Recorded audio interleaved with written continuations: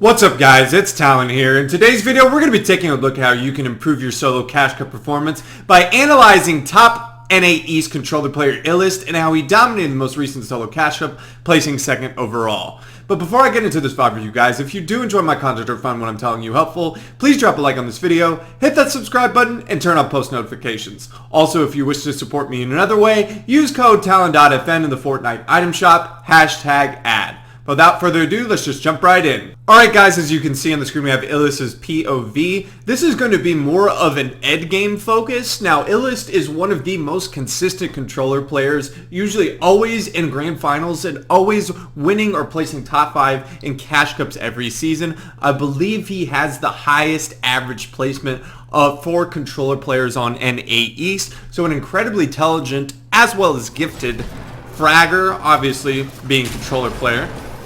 Now we're going to go into this particular game here. It's super stacked here. I know it says it's game 1, and it's obviously not game 1 with him at 60 points. But one thing I'm going to point out right here is he is sitting at 4-3-3, 4 pads. So this play is a little bit aggressive here, but I think the decision to back out immediately is rewarded. It kind of skips through a lot of it, and you can see him using the pad there, but this immediate, he doesn't need to go psycho in there. Again, same thing with there. He doesn't force any opportunities. I mean, look at his mats. He was 5-3-3, and then the refreshes will come. You get someone building in wood, kind of shambles an end. You get some good crosshair placement, and look at these cap mats. Now this is going to be a great example right here of what I like to call just understanding the situation that you're in and essentially just trigger discipline and understanding what you have to do. Now someone is going to just basically spray. Illest gets caught kind of just looking up and someone just comes and shreds him. Now look at this. Now this is hitting that shot. The opponent, he's literally 5 HP. But understanding in that particular situation, the trigger discipline, you have to put that shot on the head. You have to hit a max damage shot or you're dead. And that's exactly what he does here. And he loses a bunch of mats out of that, but not a big deal. Just a huge clutch up. Good decision to cancel the big right there. I really like that cone flip up.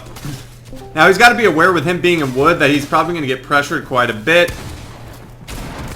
Now editing on an opponent's or taking this big on this opponent's wall is usually not the best, but probably recognize the opponent wasn't there. Good pickaxe bait right there and fantastic movement. You could really take advantage. So unfortunately he got his kill yoinked. But what he's going to end up doing here is getting this pickaxe bait. And this pickaxe bait is going to allow him to get this elimination, which basically gets him the rest of the victory royale. Look at the pickaxe bait, 100. Good crosshair placement. The opponent actually probably just dies the zone as well, just editing out. Good job by Illest recognizing the situation, wanting the opponent to make an aggressive play. He gets it. Gets a decent little refresh. Now you're going to see him bully Jacques here. Maybe Jacques had no mats. Fantastic job. He wins the trade.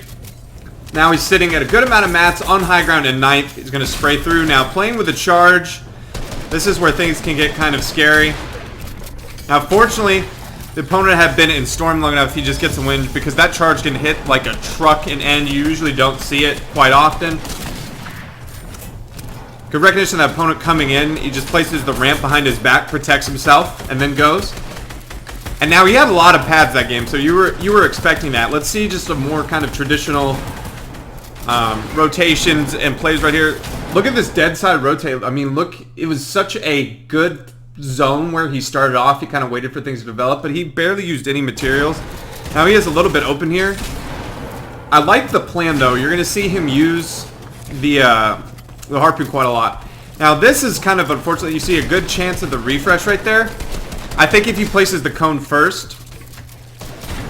See how he was on a kind of congested layer and he decides to go up 3? Do you notice how there was a person to the side of him and 2 people to the left of him? So I like the decision to go up here.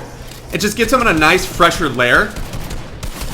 And you see him making attempts with that harpoon being fantastic for refreshes. This was the meta in Chapter 2, Season 5, when harpoons, I believe, were last back in the game.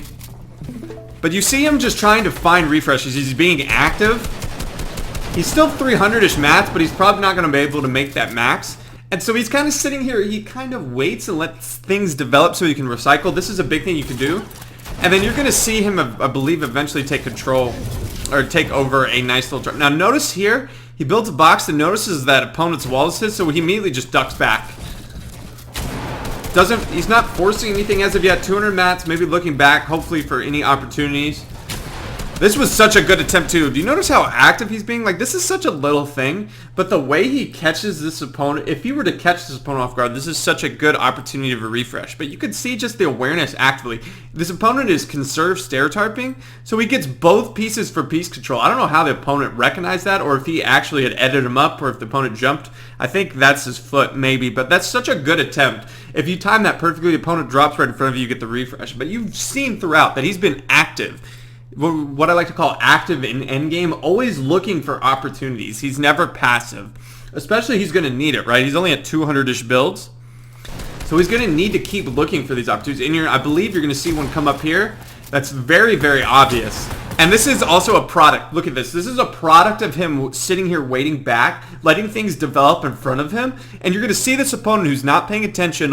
And look, there's already a Metro Classic set up. So he gets the wall perfectly one tap. So what it ends up doing is once that pickaxe hit, he hits the center thing, one in, the opponent trying to edit through, doesn't see it coming. Now the opponent is pretty shambles. You saw him pick up that metal and then boom, there it finally registered 500. Now he has 5 floppers. Now this is where things get very, very scuffed. Opponent coming through. Fortunately for Illest, someone kind of pushes on this opponent's back. And with those amount of floppers, basically play heal off like Chapter 2 Season 1. And he's able to quickly back up to 100 HP. And I love this decision to jump low and ahead. He's got, this is going into 8th. This is almost about to be a 9th. He's going to get into a 1v1 situation. The opponent's going to die to fall damage.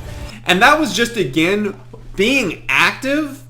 It didn't pay off. It didn't pay off. It didn't pay off. He sat back, let things develop, and he found a perfect opportunity. Someone who kind of choked their edit out, didn't realize that their own ramp was behind them. So an easy, basically, exploit into the box. Illest gets a crucial refresh, 500 metal, and a bunch of floppers that allows him to extend the game. And that was just always looking for opportunities. He was probably, of everything he went for or looked for, it just didn't look like it would, but he's just patient. Something came along. And that's something you're going to have to implement in your solo games, is actively looking for refreshes and being intelligent about them.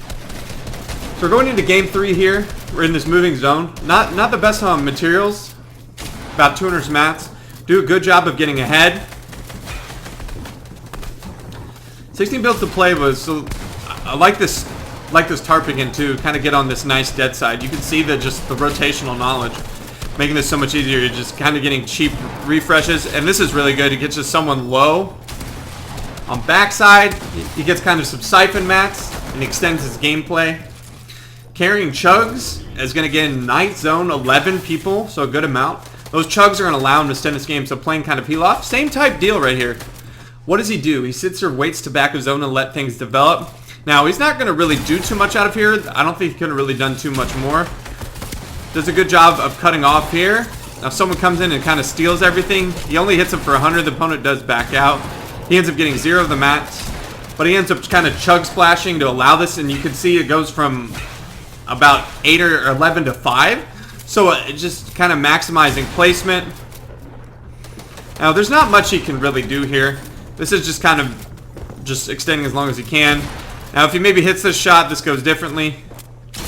95, and then loses the boom battle, but not a bad game. And then it says final game, so 2 eliminations, but just a great job of extending with the chug splash. And now we're going to see a different type of strategy, the use of the chili chug splash. Again, kind of has the same properties, obviously, as a chug splash, but it gives you that speed of like having a pepper. And this is, you're going to see, we're going to be in a situation where we're backside a zone. And look what this pepper allows us to do.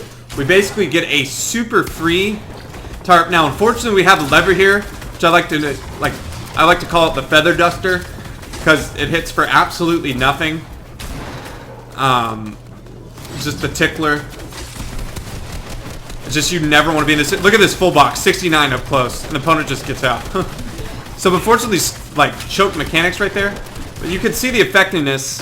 And I love the layer switch right here. Get off that congested layer, get on your own cleared layer. Looks back as well. But we're going to fortunately see him drop this lever here. And you see that he gets another bad pull, but look at this chili chug splash, what it's going to allow you to do. The same thing, he was on backside to front side, and it's just cheap tarps. Your speed bails you out right here. I like the little just even firing the gun, because just in case the opponent edits out now, no, he has, so he eventually does get to drop it, but he goes from back to front immediately. But that little just shooting at the wall in case the opponent edits out is smart, because you don't know if he shambles, but the opponent fortunately doesn't edit out on him. He's now gotten in from front side, front to back, and then we get into night zone. This is such a good attempt right here. Fantastic, cuts him off. This is just good recognition. He sees this opponent breaking through.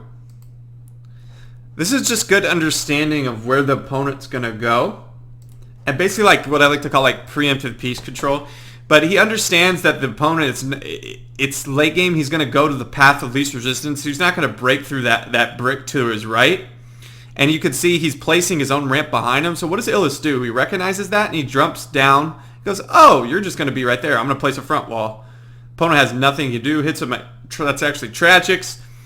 Gets a nice little end game refresh. Gets a spaz. And now we're doing a whole lot better than a blue lever. We have some opportunity for some one pumps late. And that's just good recognition of where the opponent's going to be. Now 12. You're going to see some good movement here. Notice crouch accelerating after every edit, changing eye level. He makes edit. Now this is where just a little bit reckless. Does a good job of getting out. He doesn't really do too much here other than just kind of extend. He's already lasted a good while. It was night zone. But that pickups on Tragics extends his game.